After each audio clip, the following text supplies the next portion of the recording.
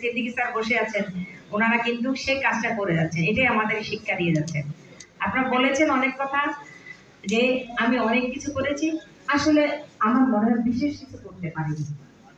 কেননা গভর্নরশিপ একটা বছর আসলে কিন্তু প্রথম 2-6 মাস চলে যায় না বুঝতেই, প্রেসিডেন্টশিপের মতো। তারপর যখন কাজে হাতে তখন বছরটা শেষ হয়ে যায়। তো যাই হোক, আমি চেষ্টা করেছি আপনাদের সকলকে নিয়ে ডিস্ট্রিক্টের যে বেনি সুতার মালা বলে, বিশেষ করে ডিস্ট্রিক্টের হারমোনি ফিরিয়ে আনার ব্যাপারে আমি চেষ্টা করেছি। সেই চেষ্টার থেকে কিন্তু সব কাজের সফলতা। আমরা যখন নিজেদের মধ্যে একটা সখ্যতা গড়ে তুলবো, পরিবারে বলেন, সমাজে বলেন, রাজনীতি বলেন, তখন কিন্তু অটোমেটিকলি সফলতা এসে যায়।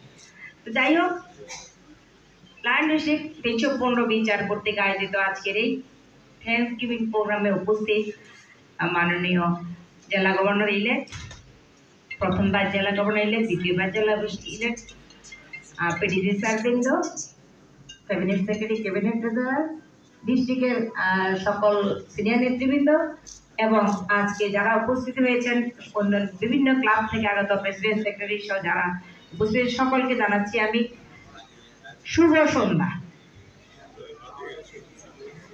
আমি একটু যেহেতু আজকে অনুভূতি প্রকাশের দিন, আমি ধন্যবাদ জানাতে চাই।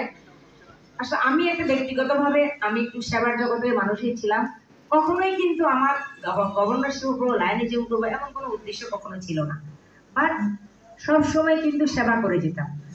আমাদের ক্লাবের একজন লায়ন আছে, আপনারা জানেন, খুবই নিবেদিত প্রাণ, ক্যাপ্টেন শৌভিক ভূঁইয়া, MSA ভূঁইয়া। তো আমার বাসায় যখন আমার পাশাপাশি বাসায় ওনার থাকতেন, ওনার ওয়াইফের সাথে আমার খুব ফ্রেন্ডশিপ ছিল। তো উনি সবসময় দেখতেন যে আমার বাসার দরজা কোনোদিন বন্ধ হয় না। আমার বাসার নাম কিন্তু কামাল বোর্ডিং। যে আত্মীয় স্বজনের সমস্যা হয়, বন্ধু বান্ধবের ছেলেবেলের সমস্যা হয়, ও তো এখনো হয়, যে পড়াতে পারে না, যার বাচ্চা নষ্ট হয়ে যায়, ওরা কোনো না কোনোভাবে আমার কাছে এই বাচ্চাগুলি চলে আসতো। এবং আমার পরিবারও অনেক বড় ছিল, আপনারা অনেকবার শুনেছেন। আমার হাজবেন্ড যিনি, উনি ব্যবসায়ী, ওনার অনেক বড় পরিবার। আমার দেবররা ছিল 6 জন, দাদা শ্বশুর ছিল, চাচা শ্বশুররা ছিলেন, আমার হাজবেন্ডের ছোট, এবং 30 জনের একটা ফ্যামিলি ছিল। আমি সেই পরিবারে বড়। তো সেইভাবে আমার চরিত্রে কিন্তু একটা মাতৃত্বশীল আচরণ কিন্তু আমাদের সময় তো অনেক ছোট বয়সে বিয়ে হতো, তো সেই আচরণটা চলে এসেছিল, যার জন্য আমার বাসায় কিন্তু এই বাচ্চা কাচ্চা অনেক বড় হয়েছে। আমার বাসায় কখনো বিছানা পাতা হতো না। আমার ড্রয়িং রুমে একটা মশারি ছিল, 16 জন ঘুমাতে পারত।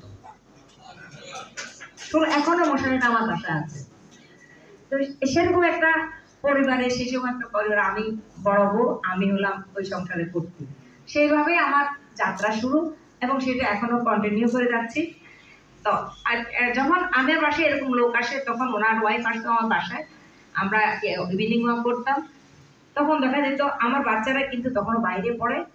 বাচ্চারা যখন আসতো, ওদের ব্রাশ কেউ পাতি ফেলছে, ওদের বিছানায় কেউ শুয়ে ফেলছে, ওদের কাপড় কেউ নিয়ে গেছে পরে, সে ধরনের একটা কথা থাকতো। কিন্তু এটা নিয়ে তাদের খুব বকাঝকা হতো আমার উপর আর কি। যাই হোক, এই শফিক ভাই এটা শুনে উনি একদিন আসলো আমার বাসায়, এসে বললো যে আপনাদেরকে লায়ন হিসেবে করতে হবে, আমার ক্লাবে জয়েন করতে হবে।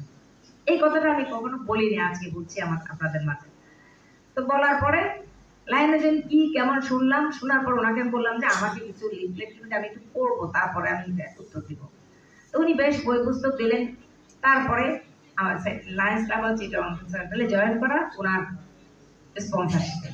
তারপর যাত্রা শুরু হলো। যে বছর আমরা জয়েন করলাম, সেই বছরে কিন্তু আমাদের এলাকায় একটা আইটেম করলাম। আমরা নিজেদের এলাকায় নিজেদের এসব কাজ করি, স্কুল আছে, কলেজ আছে, মাদ্রাসা আছে, এটা আছে, এগুলি মেনটেন করতাম আগে থেকে। তো সেটা প্রথম বছরে কিন্তু অনেক, সেই বছরই মনে হয় 150-200 রোগী সার্জারির জন্য হলো। তারপর এই যে যাত্রা শুরু হলো, সেই ক্যাম্পটা এখনো চলছে অলমোস্ট 25-26 বছর।